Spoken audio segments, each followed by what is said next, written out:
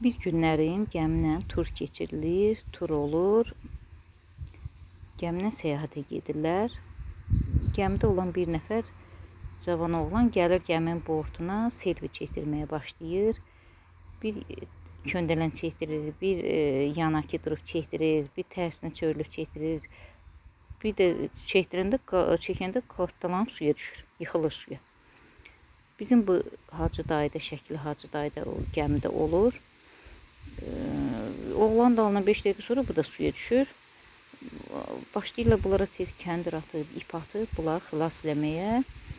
Bunlar xilas eləyirlər. Bu dəfə də televiziyadan çəkiliş gəlir, müsahibə götürürlər.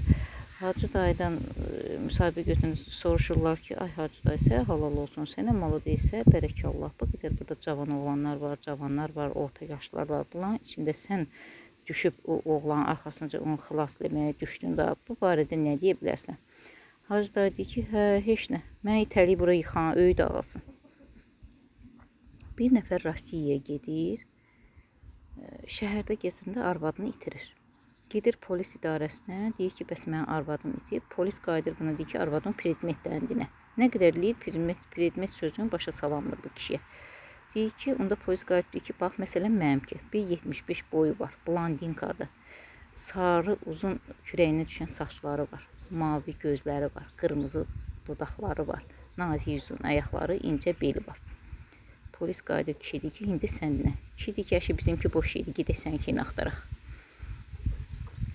Uşaq dərsdən evə gəlir, xaladelinin qapısını açır, görür ki, orada toyuq var. Deyir ki, bu günlərin bütün günü atam-anam bu toyuqdan danışacaqlar. Sabahsı günü bütün günü bu toyuğu pişirəcəklər. Üçüncü günü bütün günü bu toyuğu yad edəcəklər.